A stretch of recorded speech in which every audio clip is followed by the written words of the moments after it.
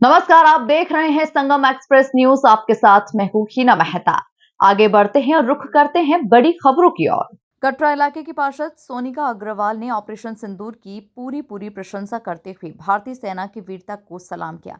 उन्होंने कहा कि इस ऑपरेशन ने न केवल आतंक के खिलाफ एक साहसिक कदम दिखाया, बल्कि ये भी दर्शाया कि हमारी सेना हर मोर्चे पर सजग और सक्षम है। पार्षद सोनी ने कहा कि भारतीय सेना का ये कदम पूरे देश को गौरवान्वित करने वाला है। उन्होंने इस ऑपरेशन को ऑपरेशन सिंदूर नाम दिए जाने की विशेष रूप से सराहना की। सोनी अग्रवाल ने कहा कि ये नाम महिलाओं के सम्मान और गरिमा का प्रतीक है और सेना ने ये संदेश दिया है कि देश की हर बेटी, बहन और मां की सुरक्षा सर्वोपरि है।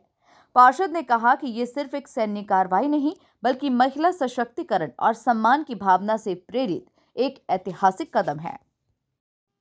आज 7 मई 2025 आज का दिन भारत के इतिहास में सुनहरे अक्षरों में लिखा जाएगा, क्योंकि आज के दिन ने पाकिस्तान में रात में न सूरज दिखा दिया, बल्कि आज का दिन भारत के लिए इतना महत्वपूर्ण है कि भारत की गरिमा, भारत के शौर्य को न केवल भारत के लोग बल्कि पूरा विश्व देख रहा है। आज चाहे ट्रंप हो, चाहे रशिया हो, चाहे कितने भी विश्व के देश हो, आज भारत की शक्ति को दोबारा से पहचान रहे हैं। आज क्या है, भारत में जो ऑपरेशन सिंदूर करके चलाया गया, ऑपरेशन सिंदूर इस बात का प्रतीक है कि कभी भी महिलाओं को न छेड़ा जाए। भारत का इतिहास गवाह है, कभी भी महिलाओं के ऊपर आंच हुई है, भारत के पुरुषों ने चूड़ियां नहीं पहन के रखी है। आज जिस तरीके से ऑपरेशन सिंदूर चलाया गया, आज जो भारत में आकर के बाहर महिला हमारी एयरफोर्स में जिस तरीके से पूरी हम लोगों को जानकारी दी, ये भी इस बात का प्रतीक है कि आज भारत में महिलाएं जिस तरह से स्वतंत्र है, महिलाओं की आवाज सुनी जाती है। उस समय जब आतंकवादी ने एक महिला के हस्बैंड को मारा और जाके बोल दो, तो उसने कहा कि मुझे क्यों नहीं मार रहे हो। उसने कहा जाके मोदी को बता देना।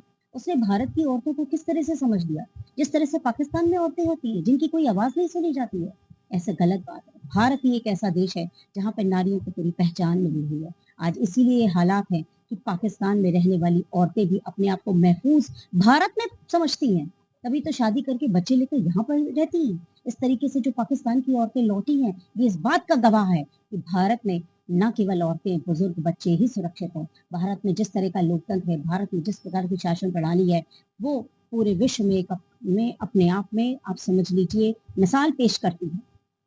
आपको मैं ये कहना चाहूंगी कि आज पाकिस्तान की जो आवाम है, वो कोशिश कर रही है कि भारत जैसा लोकतंत्र, भारत जैसा प्रधानमंत्री उनके देश में क्यों नहीं हुआ। आज क्या है कि आप ये देखिए कि वहां सिर्फ चंद दहशतगर्द हैं।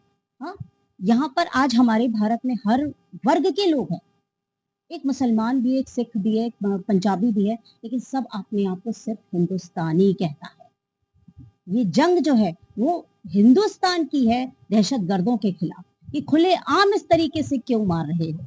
आज इसका नाम सिंदूर रखा गया, ऑपरेशन सिंदूर। जैसे ही हमने ये नाम सुना कि ऑपरेशन सिंदूर, हमारा मतलब इतना हमें खुशी हुई, हमारा सर गर्व से ऊंचा हो गया कि यहाँ पर महिलाओं को कितनी इज्जत दी जाती है।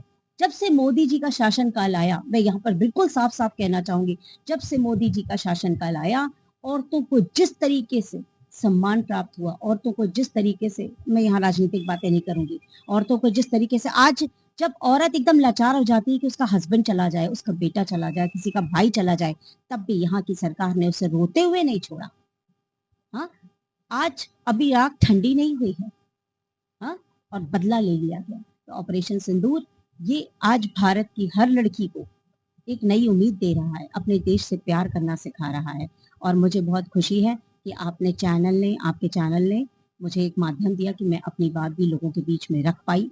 वैसे मैं प्रयागराज की एक जनप्रतिनिधि हूँ और मैं प्रयागराज की तरफ से मोदी जी को बहुत बहुत उनके कार्य के लिए सैल्यूट करती हूँ। और मैंने जैसा पहले दिन कहा था, जिस दिन आपका पहलगाम में हमला हुआ था, कि मोदी जी जो करेंगे पूरे प्रयागराज की जनता, पूरे भारतवर्ष उनके साथ है, वही बात मैं आज भी दोहराना चाहती हूँ।